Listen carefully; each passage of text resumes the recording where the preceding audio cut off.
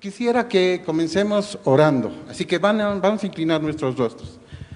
Señor amado, Dios bendito, en el nombre del Señor Jesús, te pedimos, Señor, que esta mañana nos ayudes a entender lo que tienes.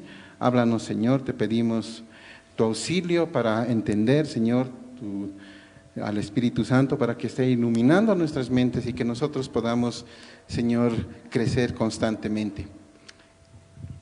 También, Señor, te rogamos por los hermanos que están presentes, por cada familia representada, Padre. Gracias, te pedimos que siempre continúes cuidándolos. Y también aquellos que están siguiéndonos por Facebook, Padre, te agradecemos por ellos. Y esta mañana queremos dejar en tus manos, Señor, queremos dejar bajo tu dirección, Padre. Bueno, bajo tu dirección todo lo que vamos a hacer. En Cristo Jesús oramos, amén. Hermanos, para esta mañana quisiera pedirles que abran su Biblia en Efesios capítulo 6. Vamos a estar estudiando los últimos versículos de esta carta. Y estas verdades que vamos a encontrar en este texto bíblico han impactado la vida de muchos cristianos a través de toda la historia de la iglesia. Y saben, hermanos, en esta carta es donde nosotros de alguna manera podemos ver que hay diferencias entre alguien que ha sido rescatado, alguien que ha sido amado por Dios, y un inconverso, aquel que está alejado, aquel que está separado de Dios. Y toda esta diferencia no solo radica en el estilo de vida, porque muchos pueden llegar a ser buenos moralmente, sino que esa diferencia se muestra en el hecho de que uno tiene vida y el otro no tiene vida.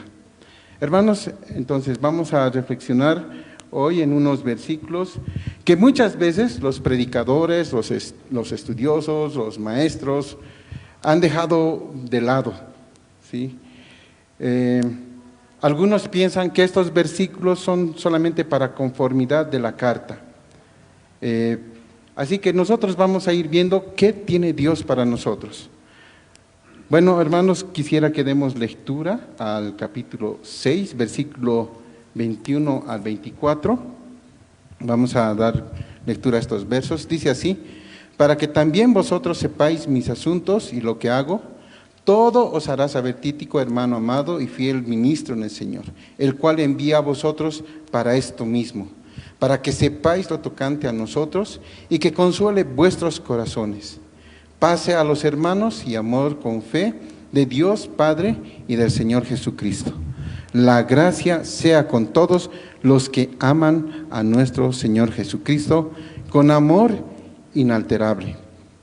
Ahora nosotros, hermanos, vemos que esta carta, la que vamos a leer, ha sido escrita más o menos en un tiempo de los 60 a 62 después del Señor Jesucristo. ¿Sí? Esta carta nos deja saber que el apóstol Pablo estaba en la cárcel, ¿sí? Él estaba encadenado, y desde este lugar, desde la cárcel, igual tiene un amplio cuadro de todo lo que es la iglesia en ese tiempo. El mensaje que él iba a enviar a esta iglesia ya estaba escrito, ya lo tenía escrito. Había que enviarlo, así que él escoge a un fiel hermano, se llama Tíquico. Y este hermano es considerado como amado hermano y servidor en Cristo. Imagínense lo que dice Pablo de este hombre. Ahora, estoy seguro que Tíquico ni siquiera se imaginaba todo lo que iba a obtener, todo lo que iba a hacer con su trabajo, todo ese desprendimiento, todo ese compromiso, toda la responsabilidad que él tenía al llevar la carta. Él no se imaginaba de bendición que iba a ser, no imaginaba que iba a producir edificación, consolación a la iglesia del Señor hasta ahora, hasta este tiempo.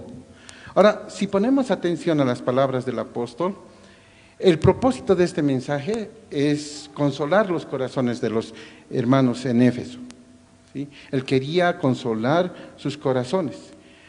Y dice en el versículo 22, para que sepáis lo tocante a nosotros. y que consuele vuestros corazones. Pablo sabía que había muchos problemas. Habían comenzado a surgir falsos maestros y sabía que los problemas iban a continuar, que más bien se avecinaban muchos más, ¿no? Que iba a ser un tiempo difícil, un tiempo de sufrimiento, un tiempo de persecución cruel. Por esta situación nos damos cuenta que era necesario que las iglesias reciban este mensaje de consuelo. Y ese mensaje de consuelo proviene de nuestro Salvador. Así que cuando nosotros entendemos esto, podemos enfrentar con dignidad, podemos enfrentar con integridad, no solo la muerte, sino todas las pruebas que vengan a nuestras vidas. Ahora, hermanos, no solamente tenían que cuidar sus vidas, no solamente era un consuelo para ellos. Pablo les está pidiendo que defiendan, que protejan todo lo que habían aprendido con el Evangelio de Dios para cuidarse mutuamente. Ahora, cuando nosotros queremos consolar a otra persona, se nos hace difícil, ¿no? Incluso en el ministerio pastoral es difícil y siempre nos preguntamos cómo podemos consolar a nuestro hermano de una manera consistente, de una manera honesta. Claro, hay muchos consejos, ¿no? Dice que nosotros podemos escoger bien estas palabras. Y cuando escojamos bien estas palabras, debemos acompañarlos con un lenguaje corporal bueno, adecuado, ¿sí? Sin embargo, esta es una parte del desafío, ¿sí? La única manera de que nosotros podamos tener consuelo es que esté basado en el Evangelio del Señor Jesucristo. Pero esto no significa que tenemos que solamente repetir las buenas nuevas, sino que debemos ver la situación, debemos ver el contexto y consolar a los hermanos desde la óptica del Evangelio. Por ejemplo, Pablo es un hombre sumamente práctico. Él estaba sufriendo, estaba en la cárcel, tenía incomodidades, ¿no? Él estaba encadenado, parecía un malhechor. Pero en toda esta situación, él se gozaba, ¿sí? Él podía encontrar consuelo. Él sabía quién era su Dios, sabía quién era su Padre. Además, Pablo entendía claramente que nosotros podemos tener doctrina, pero esa doctrina no tiene que estar separada de una vida diaria, continua, que nosotros estemos mostrando lo que Dios hizo por nosotros. Además, él entendía también que el lugar donde estaba, donde se encontraba, él iba a contribuir con el Evangelio para que se expanda el reino de Dios. Ahora, hermanos, muchas veces nosotros, y es triste decirlo, muchos hermanos están sufriendo como si no tuviesen familia, ¿cierto? Ellos entienden que sí, la consolación puede venir de Dios, pero no entienden que Dios puede utilizar a hombres y mujeres como instrumentos en sus manos para llevar consuelo a las vidas. Ellos no tienen la confianza, ellos no pueden hablar, no pueden conversar, no comparten de sus problemas con otros cristianos, con otros hermanos. Ellos no comparten. Ellos prefieren guardar sus problemas para ellos mismos. Dentro de ellos piensan, no me pueden ayudar. ¿Qué van a hacer los hermanos?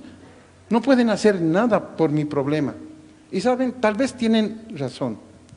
Porque el ser humano, el hombre, no puede solucionar conflictos, hermanos. No puede solucionar los problemas, las tribulaciones que esté atravesando un hermano. Pero una cosa es segura. Lo que sí podemos hacer todos los creyentes es consolar a otro hermano con esa consolación que hemos recibido de parte de nuestro Padre. Así que nosotros podemos rogar, podemos clamar, orar los unos por los otros, pedir a nuestro Dios, ¿confiando en qué? Confiando en que Él tiene la capacidad suficiente para solucionar los problemas en su voluntad. Hermanos, muchos están sufriendo escondiéndose. Muchos sufren como si no tuvieran una familia en Dios. Muchos están sufriendo y no dicen nada. Cada domingo tenemos donde podemos anotar las peticiones de oración. Están a la entrada. Nosotros, los pastores, nos reunimos para orar por esas peticiones. Pero nos asombramos porque generalmente no vemos peticiones de oración. Son algunos hermanos, sí, que piden. Pero creo que venimos a la iglesia más de 200 personas, así que decimos, ¿dónde están los hermanos? ¿Qué está pasando con ellos? ¿Por qué no piden? O parece que todo está bien, parece que no faltara nada. Y así que nos preocupa, porque eso muestra que no hay algo de confianza entre nosotros. No confían en que nosotros podemos orar, porque seguramente no podemos solucionar el conflicto, pero Dios sí lo puede hacer, podemos confiar en Él. Ahora, Pablo es un modelo de un fiel ministro del Señor, ¿cierto? Porque aunque él está atravesando problemas, aunque él está atravesando conflictos, dolor, tristeza, y no porque él quería hacer cosas malas, sino está atravesando todo esto por defender el Evangelio. Y aún así, él siempre está preocupado por los demás. Siempre está preocupado, está atento, está interesado en que los hermanos estén llenos de consuelo, llenos de descanso, de ánimo, de ese ánimo que proviene de Dios, que proviene de nuestro Señor Jesucristo. Ahora, mi pregunta es, ¿cuántos de nosotros, los que estamos esta mañana reunidos aquí en la iglesia y los que están viendo también, cuántos de nosotros necesitamos ser consolados? ¿Cuántos necesitamos tener calma en nuestras vidas? ¿Cuántos de los que estamos aquí necesitamos escuchar palabras que nos alienten, que nos fortalezcan? ¿Cuántos necesitamos entender que tenemos un Salvador, un Señor que tiene palabras de vida eterna, que tiene palabras de ánimo, de alivio para nuestras vidas? ¿Cuántos? Creo que todos. Estoy seguro que todos. Todos estamos necesitados de aliento, todos estamos necesitados de esperanza, de descanso. Necesitamos las palabras de Dios como bálsamo para nuestras vidas, que nos ayude a poner nuestra mente, nuestra mirada en el lugar más importante para nuestras vidas. Y ese lugar es el Señor Jesucristo. De Él proviene la consolación. De Él viene todas esas palabras que nos pueden ayudar en momentos difíciles. Ahora, yo les propongo que vayamos viendo qué palabras de consuelo encontramos en estos versículos. Por ejemplo, podemos encontrar palabras de consolación en el versículo 23. Y nos dice que paz y amor a los que aman al Señor. Esas son las palabras de consuelo. Paz y amor a los que aman al Señor. El versículo 23 dice así: paz sea a los hermanos y amor con fe de Dios Padre y del Señor Jesucristo. Y cuando nosotros estudiamos los escritos del apóstol Pablo, él termina siempre sus cartas deseando lo mejor para aquellos que las están recibiendo. Él siempre está bendiciendo. ¿Sí? Él anima a sus lectores y saben, les dice que son hermanos, hermanos, y con estas palabras se refiere a todos nosotros, ¿cierto? A los hijos de Dios, a todos los que estaban en ese tiempo en la iglesia en Éfeso y los que estamos ahora en este tiempo en la iglesia. Todos nosotros necesitamos y somos hermanos.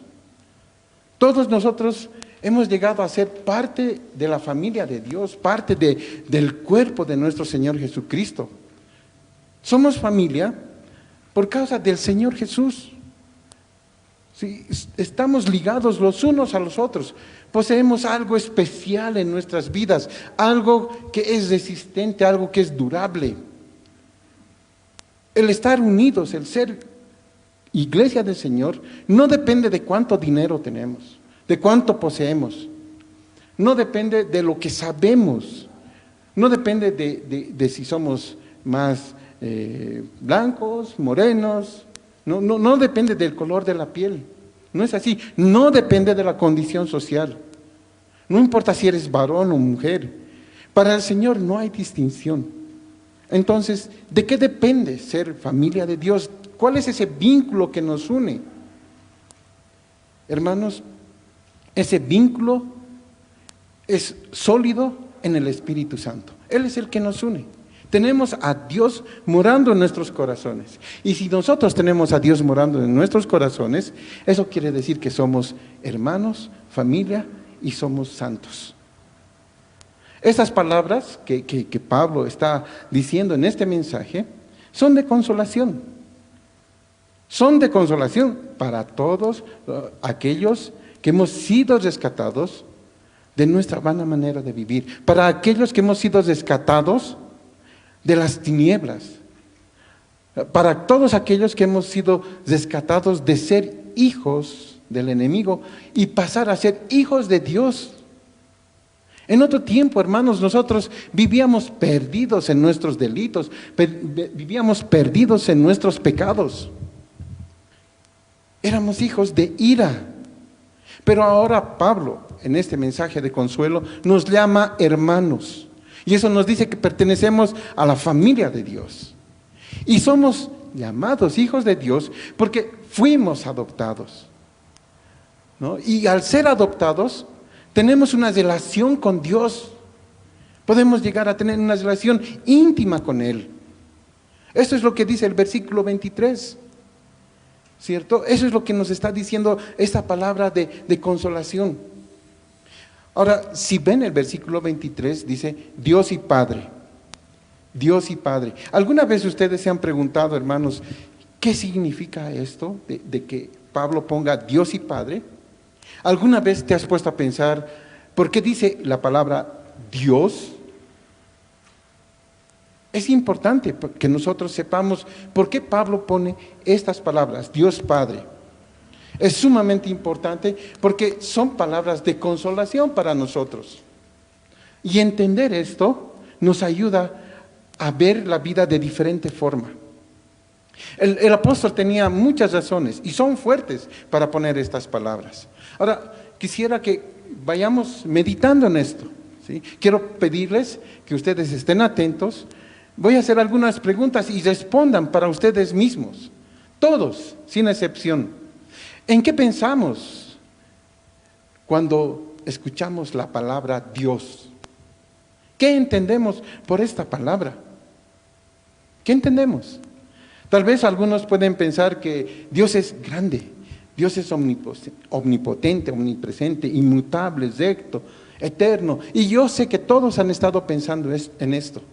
Otros van a decir que nuestro Dios es insondable, o sea que no podemos alcanzar a entender, inescrutable, ¿cierto? También hemos pensado que Dios es amor, es misericordioso con nosotros. Y saben, hermanos, todo esto es verdad, pero hay mucho más. Cuando nosotros leemos la Biblia, cuando nosotros buscamos en la palabra de Dios, cuando escudriñamos, escarbamos para conocer quién es Dios, sabemos que es un ser grandioso. Alguien superior a nosotros. Es un Dios que existe por sí mismo. Es un Dios infinito. Es un Dios que está libre de toda limitación. Y también entendemos que Dios es alguien diferente a todas sus criaturas. Él es el creador. Él es el que nos ha hecho. Así que entendemos esto. Pero no podemos explicar cabalmente quién es Dios, porque sería difícil. Es como tratar de meter el mar en un vaso. No lo vamos a poder hacer. No podemos contener la información de un Dios tan grandioso, de un Dios diferente a nosotros. No lo podemos contener. Ahora, esto parece complicado, ¿cierto? ¿Cómo podemos saber entonces? ¿Cómo podemos entender la palabra Dios? ¿Quién puede conocerle verdaderamente si Él es tan grandioso, si es tan admirable? ¿Cómo lo podemos conocer? ¿Cómo? Ahora, si somos sinceros, ¿cierto? Nosotros mismos debemos admitir, hermanos, que no podemos. Que si nosotros pensamos, que si nosotros nos esforzamos, no podemos. Porque estamos librados a una mente todavía que no alcanza a entender lo que es Dios. Así que si nos abandonamos a nuestras propias habilidades, a nuestras destrezas para encontrar la respuesta a quién es Dios, Saben, hermanos, no podemos. Y parece una mala noticia, ¿cierto? Pero, ¿saben? Dios no nos ha abandonado. Él no nos ha abandonado.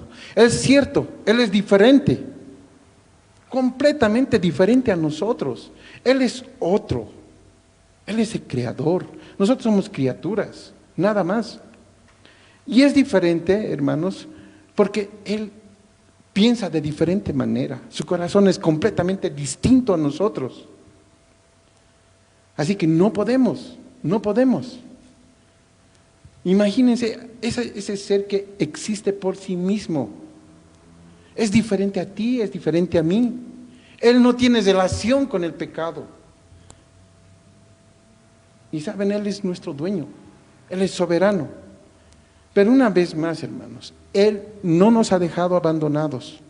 Él no nos ha dejado desamparados, pensando, ¿y ahora qué hacemos? Él ha tomado la iniciativa. Él nos ha hablado. Él no se ha quedado callado. Él se ha revelado. Él nos ha dado el mecanismo, la herramienta para conocerlo. Él nos ha dado la llave maestra para conocerlo. Él se ha revelado en la persona de su Hijo, el Señor Jesucristo, que es la segunda persona de la Trinidad. Él vino a esta tierra. Él nos amó, se sacrificó, tuvo un propósito especial y eso lo conocemos todos. Él vino con ese propósito especial de salvarnos, de perdonarnos, para que nosotros tengamos relación con Él. Él quería salvar a la humanidad de sus pecados, pero también tenía otro encargo, otra misión. Él tenía que darnos a conocer a Dios Padre. Así que Él vino a esta tierra, llegó y Él nos explicó claramente quién es Dios. Él nos mostró cómo es Dios. Él nos dijo quién era. Él dijo que ha sido enviado por su Padre, por Dios, y Él hizo una exégesis de lo que es Dios. Empezó a explicarnos paso a paso, convenientemente para nosotros, para que nosotros podamos entender quién es Dios. Así que ese problema ya tiene solución. Podemos conocerlo por el Señor Jesucristo. Ahora sabemos y podemos entender que Pablo está guiado por el Espíritu Santo cuando escribe estas palabras, Dios Padre.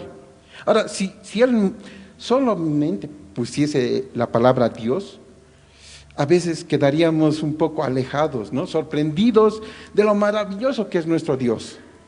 No hubiésemos podido entender cabalmente. Pero Él añadió un término más. Y Él dice Padre. Y cuando nosotros leemos esta palabra, seguramente es más sencillo, es más fácil entender. Es una bendición para cada uno de nosotros porque entendemos esta palabra Padre. Entendemos que Dios es magnífico, es grandioso, no es omnipresente, omnipotente, pero también entendemos que es Padre y Él se ha acercado más con esta palabra hacia nosotros. Es alguien que nos ama, es alguien que nos adopta en su familia, es alguien con quien podemos tener una relación, podemos hablar, es algo íntimo con nosotros. Además podemos reconocer que ese Padre tiene cuidado de nosotros, muestra ese amor, su fidelidad. Además también aprendemos nosotros al entender que es Padre, que nosotros debemos reverencia a Él, que debemos tener confianza en Él, que debemos nosotros obedecerle a Él, porque somos sus hijos. Tenemos un Padre, hermanos. Por esta razón nosotros podemos confiar en este mensaje consolador. Podemos confiar en su fidelidad, aunque nosotros fallemos, Él no falla, Él no cambia, es inmutable. Y saben, Él está pendiente de cada uno de nosotros, sus hijos. ¿Por qué? Porque Él es Padre. Pero este mensaje de consolación no termina ahí. También dice, paz a los hermanos, paz.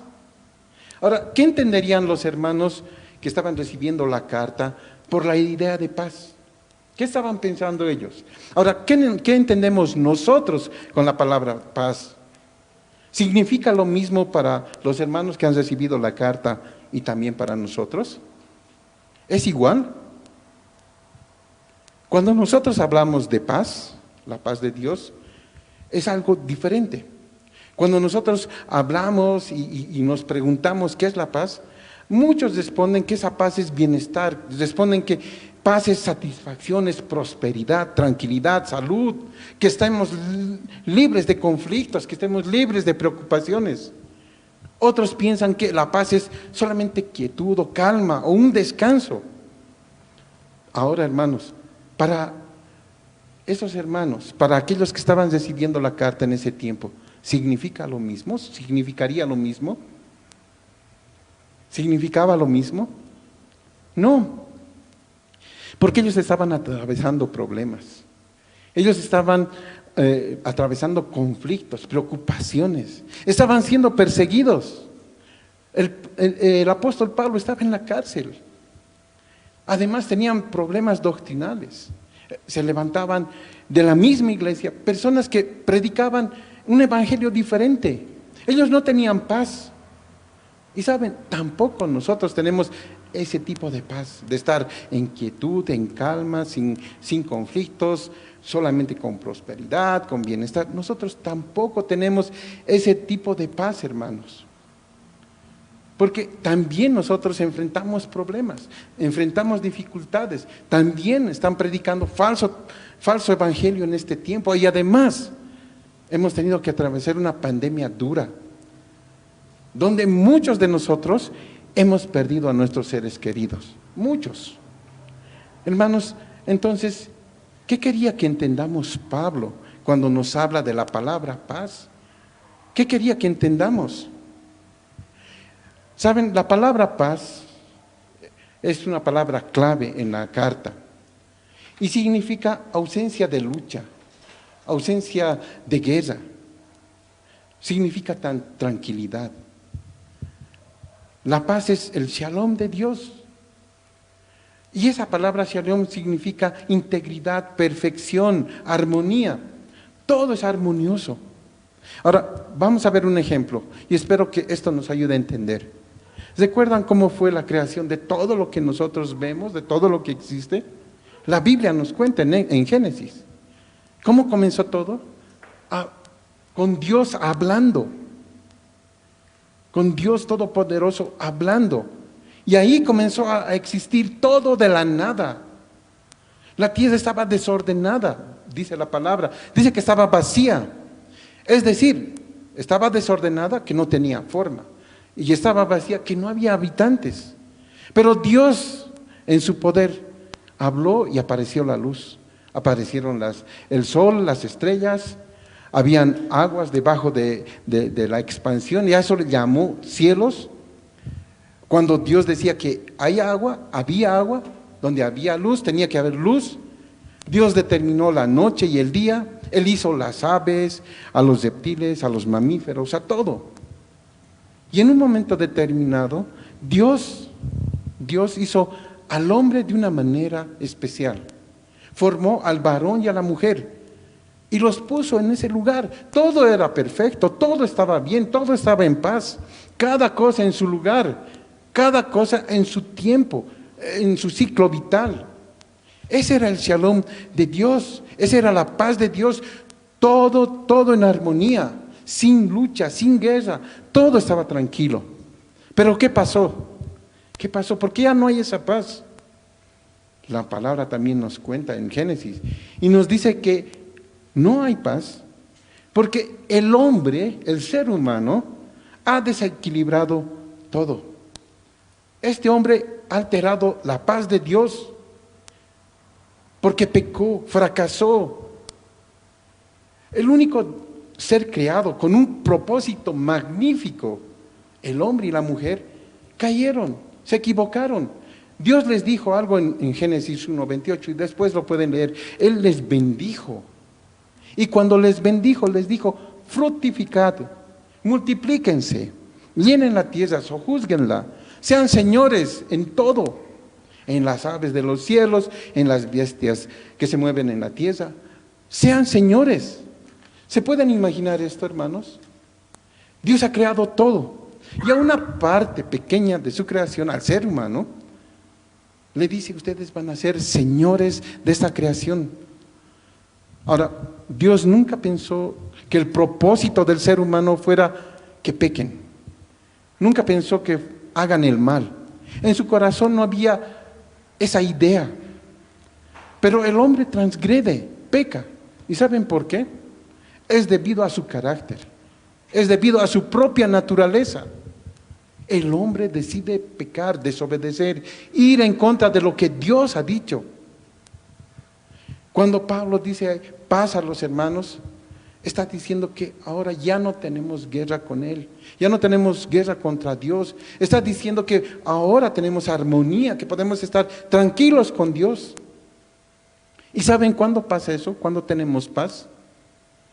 Cuando Él nos perdona, cuando Él nos redime, cuando Él paga por nosotros, ahí tenemos paz. Hermanos, la paz no es una ausencia de problemas.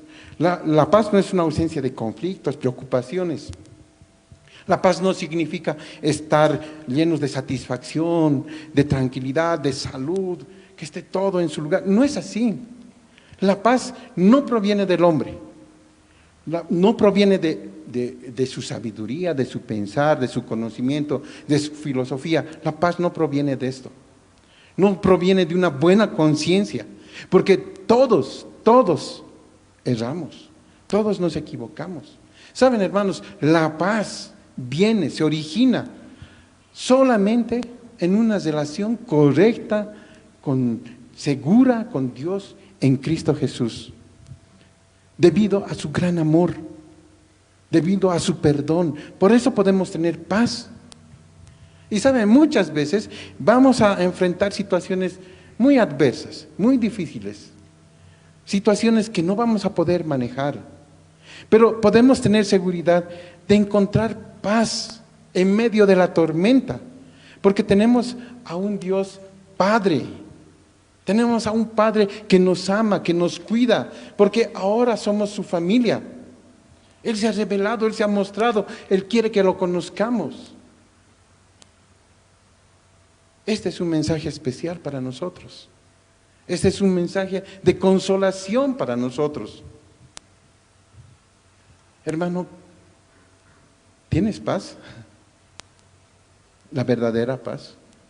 De estar bien con Dios, de tener una relación bien con Él. O tal vez estás buscando otro tipo de paz, pensando que teniendo cosas en este lugar, en la tierra, ahora sí tienes paz porque puedes vivir de una buena manera. ¿Cómo está tu vida, hermanos? ¿Cómo está? ¿Cómo está la relación con tu familia de la fe? ¿Estás apoyando a otros? ¿Podemos orar por otros? ¿Estás consolando? Porque eso ha hecho Dios con nosotros, nos ha consolado. Y ahora nosotros podemos ser instrumentos en sus manos para poder consolar a otros, para ayudar a otros. ¿Estás orando por tu hermano que tiene dificultades? ¿Estás orando por tu hermano que sabes que está pasando algo difícil? ¿Cómo está, hermano, tu vida con el Señor? ¿Cómo está tu paz con Él? Pero esto no es todo. Pablo va a continuar mostrándonos un mensaje especial, ese mensaje que Dios tiene para nosotros. Y en segundo lugar nos dice, en esta palabra de consolación, gracia y amor a los que aman al Señor. Gracia y amor a los que aman al Señor. Vean en sus Biblias el versículo 24. Dice así la palabra de Dios. La gracia sea con todos los que aman a nuestro Señor Jesucristo, con amor inalterable, y termina diciendo amén. Amén. Ya Pablo va a terminar la carta, la epístola, y él va a cerrar con estas palabras: la gracia sea con todos los que aman a nuestro Señor. Es un cierre espectacular. Hermanos, la palabra gracia está en el Nuevo Testamento más de 150 veces. Y en la carta a los Efesios aparece más de 12 veces. Así que la gracia es algo especial. Pero ¿qué entendemos por gracia? ¿Qué conocemos por gracia? ¿Cómo responderían si alguien les preguntara qué es la gracia de Dios? ¿Qué dirían? ¿Qué dirían ustedes, hermanos? Algunos dirían don de Dios, es un favor, un perdón, un indulto. La gracia es un regalo inmerecido de Dios. ¿Eso dirían o no?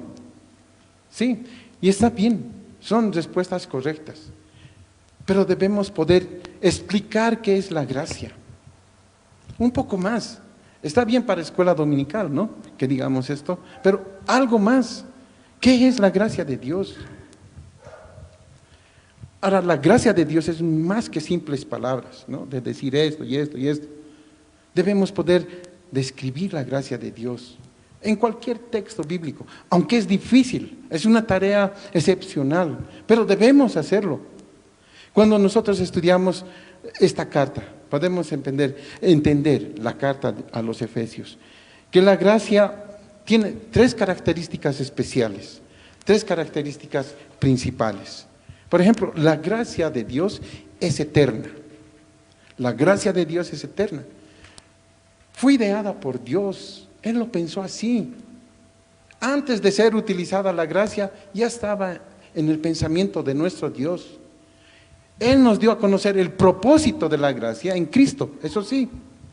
Así que, hermanos, hubo gracia antes de que nosotros hiciéramos obras, antes de que naciéramos, antes de que hubiese historia, antes de la eternidad. Así que la elección, el llamado, el perdón de Dios viene de esa gracia divina, es eterna. Pero también la gracia es gratuita. El hombre no tiene nada para pedir a Dios esta gracia, porque es pecador. Pero Dios en su amor, en su bondad, derrama gracia en nuestras vidas, nos salva, nos redime por su gracia, por su amor. Él hace eso por nosotros. Además, la gracia es soberana, porque Dios es soberano, a Él le pertenece. Él es el único que puede darla. Él es el único que puede conceder este favor inmerecido, algo que nosotros no merecíamos. Él es el único que puede dar. ¿Por qué? Porque Él es soberano. Él puede tomar decisiones. Nadie, ninguno de nosotros puede reclamar gracia a Dios, porque es de Él, es eterna y a la vez gratuita. Así que esta es la idea de gracia. No es algo que nos deba a nosotros. No es algo que nos merezcamos, no es algo que podamos reclamar, pero Él nos da gratuitamente. Él quiere darnos esto, porque Él es soberano. Hermanos, estoy convencido que todos nosotros tenemos este regalo en nuestras vidas. Tenemos la gracia y por eso podemos ser llamados hijos de Dios.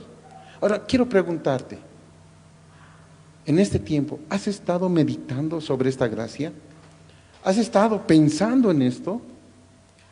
¿Entiendes que es algo inmerecido? ¿Has pensado en esto? Hoy, ¿te has puesto a pensar en esto? Tal vez sí lo han hecho. Qué bueno, pero algunos no. Así que yo les animo, hermanos. Yo les pido que esta mañana te puedas acercar a Dios y que le agradezcas. Porque Él ha derramado su gracia en nuestra vida. Y saben, hermanos, en este mundo donde estamos viviendo rápidamente, en este mundo donde todo cambia, ¿no? Donde todo se corrompe también, ¿no? Pablo dice algo, que la gracia sea con todos los que aman a nuestro Señor Jesucristo con amor inalterable. Con amor inalterable. Ahora, cuando nosotros comenzamos a pensar en el amor inalterable, ¿no? Y cuando yo estaba viendo esto, yo estaba pensando, reflexionaba, tengo un amor inalterable hacia Dios, tengo un amor inalterable hacia mi Señor, hacia mi Salvador. ¿Cómo responderían ustedes, hermanos? ¿Tienen un amor inalterable hacia Dios? ¿Cómo responderían? Ahora, cuando estaba preguntando esto, busqué qué significa inalterable. ¿Qué significa inalterable? Y cuando encontré lo que significaba, ya estaba muy preocupado. ¿Sí? Porque esta palabra quiere decir que no cambia, que no varía, que es sincero, que es honesto, que es puro. Eso significa inalterable. Ahora la pregunta es, ¿cómo podemos amar a Dios de esa manera? ¿Cómo podemos amar a Dios con un amor que no cambia, que es honesto, que es puro, que no varía? ¿Cómo lo podemos hacer? Yo me preguntaba, ¿cómo puedo hacer esto? Porque cuando pienso en todo lo que tengo que hacer, ¿no?, yo me doy cuenta que estoy tan ocupado, porque tengo que hacer tantas cosas, y estoy pensando en esto. Además de pensar en las cosas que tengo que hacer y mis obligaciones, pienso en mi familia, en las cosas que necesitan. Estoy tan concentrado en mi vida, en mi propia vida, que me olvido de amar a Dios. Me olvido de pensar que si no fuera por nuestro Dios, que si no fuera por Él, ¿sabes?, yo no tendría vida. Es más, ni siquiera tendría esposa ni familia, ¿no? No tendría nada, si no fuera por Él. Incluso, hermanos, ya tengo planificado muchas cosas, tengo que hacer varias cosas, y yo encuentro que he pensado varias cosas para estos meses, y ni siquiera entiendo si voy a estar vivo o no. No estoy seguro. La palabra de Dios dice que nuestra vida es como una nieblina, un vapor que aparece por un momento y luego pasa, desaparece. Así es nuestra vida. Así que cuando estoy concentrado en mí, en lo que tengo que hacer, no sé cuánto amo a Dios, de verdad. No sé cuánto estoy amando a Dios. Más bien pienso que estoy amando esta vida, aquí. Puedo venir a la iglesia, ¿no? Aquí, puedo estar aquí. Pero puedo estar pensando en mis negocios, puedo estar pensando en mis cosas, lo que tengo que hacer. Puedo estar aquí el domingo, pero tal vez no voy a pensar en Dios. No lo voy a amar como Él merece que lo amemos. Así que parece que cuando venimos aquí, aún estando en la iglesia, somos el centro de nuestras propias vidas. Cuando venimos aquí, aún queremos resolver nosotros los problemas. Nos impacientamos, nos preocupamos. Y saben, ahí nos debemos dar cuenta que no estamos confiando en Dios. Porque nosotros deberíamos de entender que Dios es tan grande, que puede resolver cualquier problema en su voluntad, claro está. Y saben, hermanos, cuando nosotros hacemos esto, cuando estamos más interesados en nuestra propia vida, se llama pecado. Porque estamos olvidando que nuestra vida es corta. Estamos olvidando que en este camino de estar con el Señor, estamos centrados en nosotros. Hermanos, quisiera que por unos minutos piensen, que analicen. ¿Pueden amarlo así al Señor? ¿Pueden amar con un amor inalterable? ¿Con ese amor que no cambia? ¿Pueden hacerlo? A veces yo pienso que no puedo hacerlo. No puedo amarlo. Ahora, si yo no puedo amar en esta tierra al Señor, ¿cómo voy a poder amar al Señor cuando esté por la eternidad? Imagínense eso. ¿Cómo puedo amar al Señor si estoy más centrado en mí? Soy tan rápido para olvidar a Dios en mi vida. No entiendo por qué lo hago, pero así lo hago. Y me pregunto, ¿quién soy yo para hacer esto, no? Para caminar lejos de Dios, para caminar centrado en mi vida sin amarlo, sin tomarlo en cuenta. Hermanos, la vida, esta vida, desde que Él nos ha salvado, no se trata de nosotros. La verdad es, no se trata de ti o de mí, no. La vida desde que el Señor nos ha llamado para ser sus hijos, para ser familia, para ser el cuerpo de Cristo, se trata de Él, de amarlo con ese amor inalterable. Se trata de que nosotros vivamos confiados en Él, confiados en que Él tiene todo en sus manos, que Él es consolador de nuestras vidas.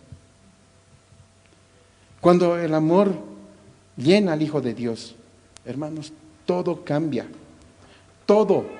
nuestra forma de hablar, las palabras que vertimos de nuestra boca, nuestras actitudes, la confianza. Ya no confiamos en cada uno de nosotros, confiamos en Dios. Cambia nuestro trato mismo con nuestros hermanos.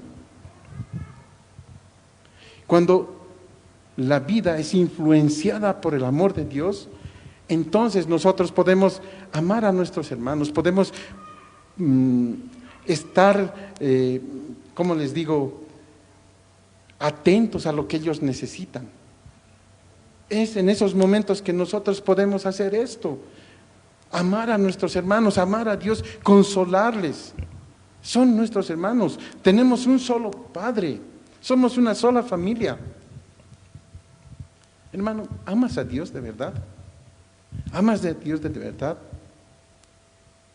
Dios está cambiando la forma de ver esta vida porque tenemos ahora vida eterna. ¿Amas a Dios sin que cambie constantemente tu vida? Muchas veces el amor se hace evidente, hermanos. Es claro, se puede ver cuando todo va bien, ¿cierto? Cuando todo va bien es, gracias Señor, yo te amo, no hay nadie como tú, qué bueno eres. Cuando nos va bien, mostramos ese amor porque queremos servirle, queremos hablar de Él, testificar de Él, queremos predicar de Él. Pero cuando enfermamos, o cuando hay un problema, o cuando algún familiar está enfermo, cuando nos va mal en los estudios, en el trabajo, ¿pensamos en Dios? ¿Amamos a Dios?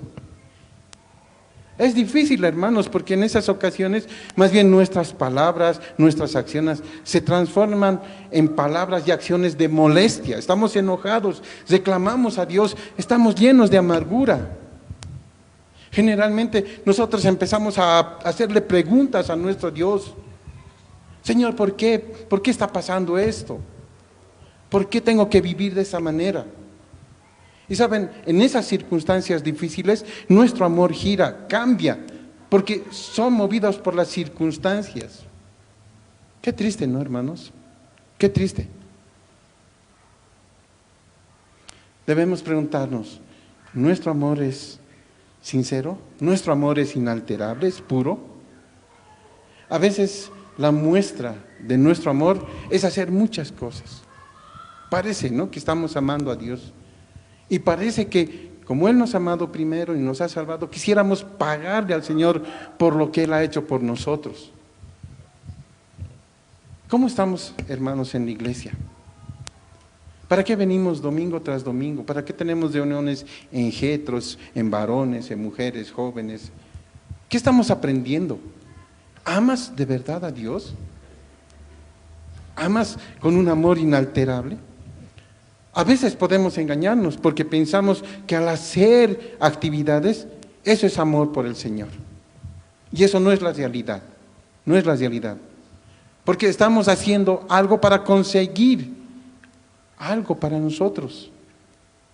Porque estamos centrados en nosotros. A veces pensamos que ofrendar, ¿no?, es porque estamos amando a Dios. Pensamos esto, ¿no? Y yo voy a ofrendar y el Señor me va a devolver, o mejor que no me devuelva, pero que sí me mantenga sano, con salud. Tal vez podemos estar aquí cantando, tocando, todo eso, pero no es por un amor sincero a Dios, no es así, sino es para que otros nos admiren de lo que hacemos. Para que otros digan, qué bien que lo hace, qué lindo que canta, qué lindo que toca, o qué lindo que predica. Tal vez estamos por eso aquí, pero no debe ser esto lo que nos mueve. Debe ser el amor que tenemos por Dios. Debe ser ese amor que nos mueve a servirle, a amarle, porque Él es nuestro Padre. Él nos entiende, Él sabe de lo que sufrimos, Él sabe lo que necesitamos, debemos confiar en Él. Pablo sabía de esto. El apóstol no era alguien que estuviera en un palacio, con todas esas comodidades. No, él estaba preso, estaba en la cárcel. Y ha llegado a ese lugar porque estaba predicando el Evangelio. Él estaba predicando. Así haya situaciones difíciles en su vida, él continuaba predicando. Él amaba a su Señor con un amor inalterable, con un amor sincero, puro, que no mostraba cambios. No importaba la situación en la que él se encontrara, él amaba a su Señor. Hermanos, debemos reflexionar, debemos pensar, madurar personalmente, preguntarnos de qué modo podemos nosotros amar a ese Señor que ha dado su vida por nosotros. Debemos pedirle que las verdades que aprendemos domingo tras domingo, el Espíritu Santo ponga en nuestras mentes, que pueda aplicar a nuestras vidas, que nosotros podamos vivir en paz, gozando de su gracia, sabiendo que Dios tiene un mensaje de consolación para nuestras vidas. No debemos olvidar del otro hermano, debemos orar por él. Hermanos, nada de lo que pase en nuestras vidas debe cambiar ese amor hacia Dios. Aún en medio de pruebas, aún en medio de tribulaciones, de dolor, debemos seguir amándole. Debemos seguir amándole. Y saben, nosotros podemos acercarnos a Él, podemos hablar con Él, podemos rogarle que Él nos ayude, que nos auxilie, que Él también nos utilice como instrumentos en sus manos para ayudar a consolar la vida de otros hermanos que están pasando por mal. Hermanos, nosotros debemos mostrar ese amor firme, seguro hacia Dios, porque Él nos ha amado primero y nosotros ahora podemos amarle. No importa las circunstancias, nuestra gratitud debe venir profundo de nuestro corazón. Debemos dar gracias por todas esas bendiciones que Él nos ha dado y por las bendiciones que nos va a continuar dando. Recordemos, hermanos, que la paz no significa que no vamos a tener momentos difíciles. Más bien significa que tenemos a Dios en nuestras vidas, su presencia sustentándonos en esos momentos difíciles. Nuestra paz consiste en saber que Dios es nuestro Padre, que es nuestro Señor, que es el que nos ha amado. Él es nuestro Padre y debemos amarle con un amor que no se mueve o con un amor inalterable. Vamos a orar, hermanos. Vamos a ponernos de pie. Señor, esta mañana queremos agradecerte primero, Señor, porque en tu bondad, en tu soberanía, en tu misericordia, Señor, has derramado gracia en nuestros corazones. Señor, nos has dado paz porque ahora ya podemos tener una relación íntima contigo, Señor. Nos has perdonado de nuestros pecados. Padre, gracias por consolarnos, gracias por darnos esta palabra para animarnos, Señor. Padre, te pedimos que nos ayudes a que te amemos sinceramente, Señor. Que nuestro amor no cambie por las situaciones que vienen a nuestras vidas. Señor, ayúdanos. Nosotros no podemos, sabemos que somos débiles aún, pero sabemos también que tú eres fuerte, que tú eres el único que puede levantarnos cuando estamos mal. Señor, sabemos que tú eres Padre, que nos amas, que tienes cuidado de nosotros. Padre, ayúdanos, Señor, ayúdanos, porque de verdad está en nosotros amarte como tú nos has amado, Señor. Ayúdanos, Señor, ese es nuestro deseo. Te rogamos esto en el nombre del Señor Jesús. Amén. Amén. Buen día, hermanos.